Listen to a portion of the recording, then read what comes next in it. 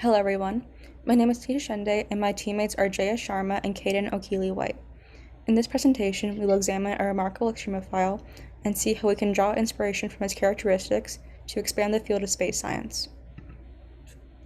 So for background on tardigrades, they're a phylum of microanimals that inhabit a diverse selection of environments on Earth. And they also have been known to be resilient enough to survive a myriad of conditions such as extreme heat, extreme cold, pressure, acidity, and even the vacuum of space.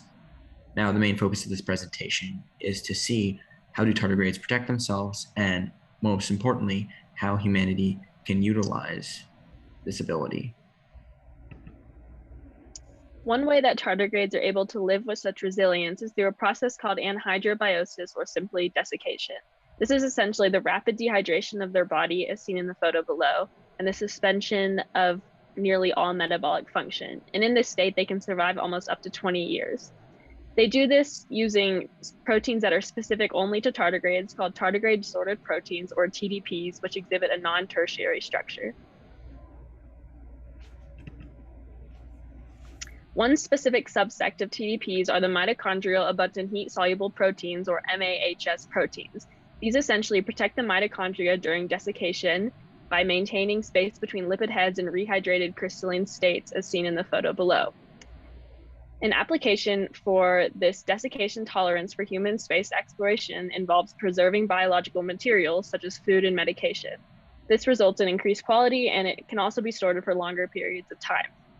Also, we could in the future be able to preserve cells and tissues and also take desiccated tardigrades to space for research of what life is like in space.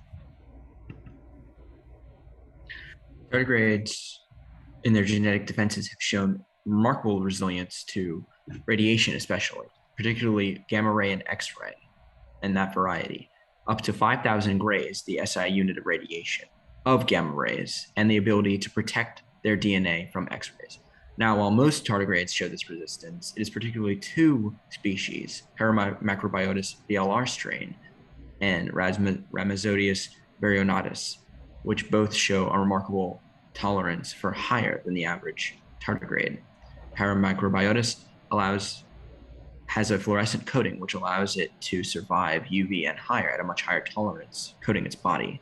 And genetic sequencing has been done using Rhamazodius DNA on human genomes in order to test the resilience of tardigrade DNA. Now, the applications of this DNA work shows that genetic modification is possible, and we could possibly utilize this to make future humans more capable of surviving extreme environments. The protein unique to tardigrades that contributes to their extreme tolerance to radiation is damage suppressor, or DSUP. An experiment was conducted by engineering human cells with DSUP from a highly radiotolerant tardigrade species. After exposure to radiation, the engineered cells had less DNA strand breaks and maintained their proliferative ability, while the unaltered cells were damaged and non-viable. This experiment determined that as opposed to facilitating the DNA repair process, DSUP prevents DNA damage in the first place. If such a mechanism was replicated, not only in human cell lines, but in the human body itself, astronauts can be protected from the heavy amounts of space radiation on a subcellular level. As a part of the NASA SEAS program this year, we found that some of the best features included our virtual flexibility on Zoom. Also, we all really enjoyed the speaker series, which showed us a range of research and jobs at NASA available to us in the future. Some challenges was that it was definitely more difficult to collaborate virtually, and it was also harder to find sources on our specific topic of extremophiles in space. And looking back at our experience as a whole, for me reflectively, I loved how the SEAS program showed me that you can really mix biology with space and the applications for that in the future and job opportunities. As for me, the SEAS program has solidified my interest in space science, and I'm eager for more research experiences and opportunities. And for me, this program has reignited my love of the cosmos and reminded me why I want to become an astrophysicist in the first place, just seeing those closer steps toward the stars. As we conclude our presentation, we'd like to thank the NASA SEAS program the coordinators, our peers, and our mentor, Miss Terri Henry, for the great experience. If you have any questions, feel free to contact us through the email addresses provided. Thank you.